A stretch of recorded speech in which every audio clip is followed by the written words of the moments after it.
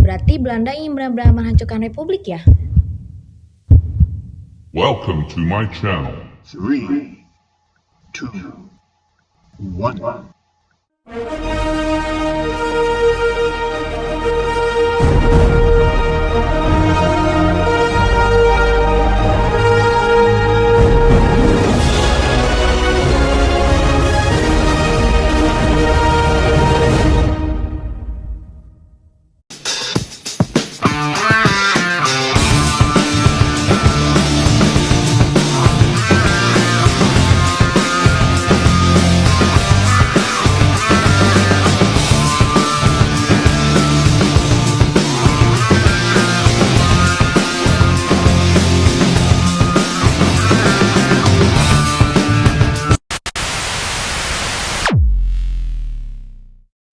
Selamat datang di Sejarah Bicara, tempat di mana sejarah bicara secara santai tapi tetap mendalam. Saya Mustika, host kalian hari ini. Hari ini kita akan membahas titik balik dalam perjuangan kemerdekaan Indonesia, yaitu agresi militer 2. Dan tentunya saya nggak sendirian dong. Nice. Kali ini kita akan ditemani oleh dua narasumber yang cantik-cantik. Yuk. Baik pemirsa, di sini sudah pada hadir narasumber yang cantik-cantik dan keren-keren. Tentunya ada Kasipa. Halo Mustika, halo semuanya. Senang banget bisa hadir di podcast ini. Semoga bincang-bincang kita bisa nambah wawasan kalian ya. Dan tentunya ada juga yang gak kalah cantik dong guys. Ada Kak Keisha, boleh silakan. Halo Mustika, halo semua pendengar. Ayo kita gali lagi secara hari ini. Let's go. Oke, langsung aja guys. Kita tanya dulu Kasipa ya. Kasipa, bisa bantu jelasin dulu gak? Apa sih latar belakang agresi militer Belanda 2 itu? Ketika Indonesia memproklamasikan kemerdekaannya pada tanggal 17 Agustus 1945, Belanda tidak serta-merta mengakui kemerdekaan Indonesia. Belanda ingin kembali menguasai wilayah Indonesia.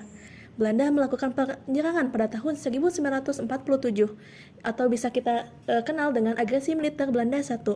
Kemudian, banyaknya tekanan dari internasional membuat Indonesia dan juga Belanda bertemu dalam suatu perjanjian Renville. Namun, Belanda mengingkari perjanjian tersebut, sehingga melakukan lagi penyerangan besar-besaran di Yogyakarta, yang pada kala itu merupakan ibu kota sementara Indonesia. Belanda melakukan penyerangan pada tanggal 19 Desember 1948, atau bisa kita kenal dengan nama agresi militer Belanda 2. Berarti Belanda ingin benar-benar menghancurkan Republik ya? Nah, itu dia tujuan Belanda. Menurut Kak Keisha nih ya, apa tujuan utama dalam Belanda agresi kedua ini? Benar, tujuan mereka adalah untuk menghancurkan pemerintahan pusat. Nah, mereka juga menyerang Yogyakarta loh, karena pada saat itu Yogyakarta adalah ibu kotanya. Nah, Soekarno dan juga Muhammad Hatta itu diculik guys, ditangkap.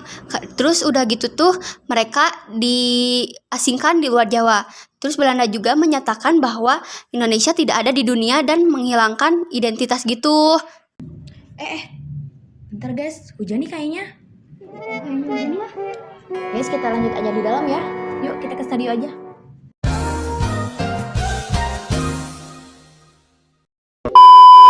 Nah guys, kita lebih aman di sini ya. Nice. Kayaknya lebih aman di sini deh. Oke, kita langsung lanjut aja deh. Nah iya, justru makin banyak gerakan perlawanan kan? Kasipa bisa ceritakan nggak tentang respon bangsa Indonesia pada waktu itu? Nah, responnya itu begitu luar biasa ketika tahu bahwa Presiden Soekarno dan wakilnya Muhammad Hatta ditangkap, muncullah Pemerintah Darurat Republik Indonesia. PDRI ini berpusat di Bukit Tinggi, Sumatera Barat dengan diketuai oleh Saprodin. Nah, PDRI ini bertugas untuk memastikan bahwa pemerintah tetap berjalan sebagaimana mestinya. Selain itu, di berbagai daerah juga muncul gerakan gerilya dari TNI dan juga rakyat untuk membantu melawan penjajah tersebut.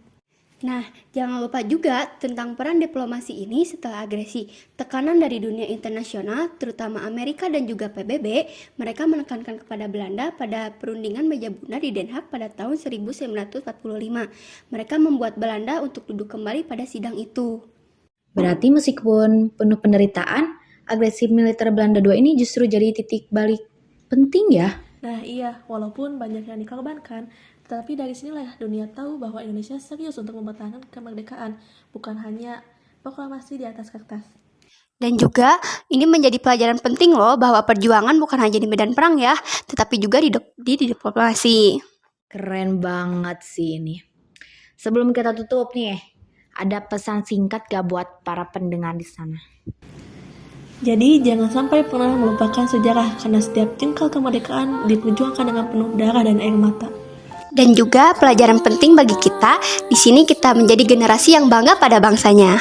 Terima kasih buat Kak Keisha dan Kak Sipa atas sharing-sharing sejarah yang seru ini. Dan terima kasih juga buat kamu yang udah ngedengerin podcast ini. Jangan lupa follow dan share podcast ini. See you!